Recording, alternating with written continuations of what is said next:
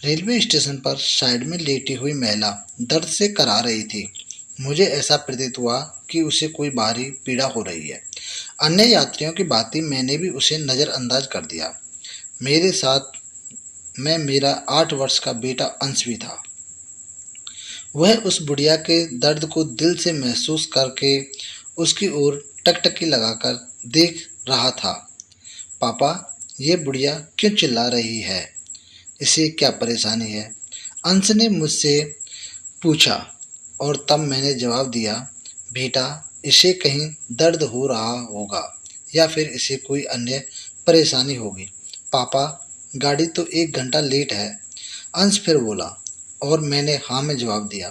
ये तो बहुत कमज़ोर हो गई है, बेचारी दर्द से कितना करा रही है। पापा, क्यों ना इसे हम दवाई दिला दें? अंश ने जब मुझसे कहा तो मैंने उसे समझाते हुए कहा, बेटा, हम इसे दवाई क्यों दिलाएं? हम तो इसे जानते तक नहीं हैं और देखो कितनी गंदी है, लगता है कई दिनों से नहाई भी नहीं है। कोई देखेगा तो हमारा मजाक बनाएगा।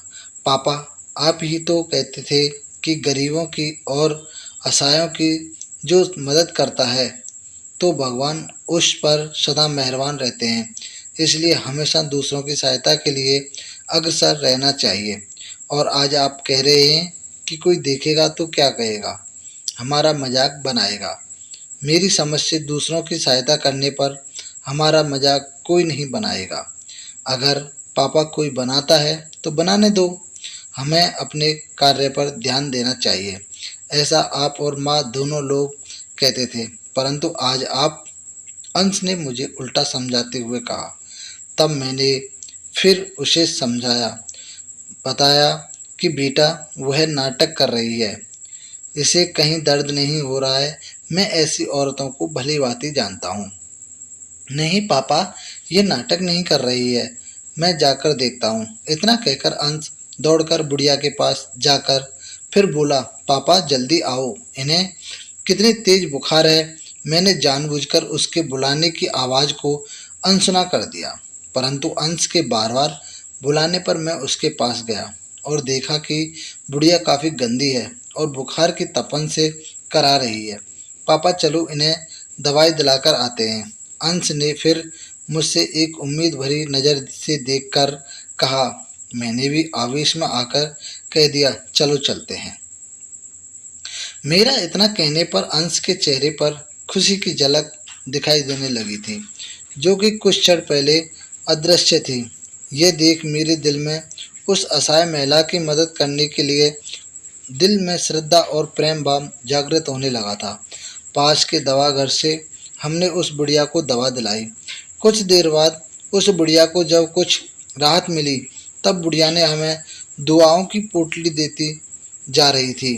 भगवान तुम्हारा भला करे, तुम दोनों सदा सुखी रहो, तुम्हारा घर सदा धन धान्य से भरा रहे, भगवान तुम्हारे जैसे बच्चे हर माँ को दे। उस बुढ़िया औरत के इन शब्दों ने मुझ पर बाणों का कार्य किया और मेरे अंदर के बेटे असुर को मार भगाया। उसकी मदद करने का मुझे अंश व खुद पर फक्र महसूस हो रहा था। साथ ही असहायों की मदद करने की भावना मेरे अंदर जागृत हो चुकी थी।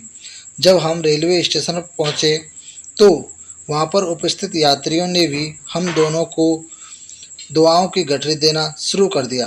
आप दोनों उस महिला के लिए फरिश्ता हो। आपके बेटे की तारीफ जितनी भी की जाए उतनी कम है। ये आपके ही संस्कार हैं जो आपके बेटे द्वारा ये असहाय महिला व यहाँ पर उपस्थित हर यात्री को प्राप्त हुए हैं। भगवान आपको हमेशा खुश रखे।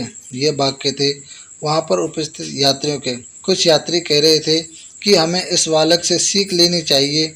ये बालक समाज के लिए भगवान की एक महत्वपूर्ण देन है। यह सब सुनकर मेरा दिल खुशी से गदगद हो रहा था। आज मैं बहुत खुश था कि ऊपर वाले ने मुझे मेरे बेटे द्वारा व बेटे के रूप में कितना अनमोल तोहफा दिया है, जिसकी मैंने कभी कल्पना भी नहीं की थी। यह सोचते सोचते मैंने अपने बेटे को सीने से लगा लिया और कहा, थैंक्स बेटा। इतना सुनकर अंश मेरे सीने से चिपक जाता है और आई लव यू पापा, आई लव यू बेटा, मैंने भी पलटकर जवाब दिया।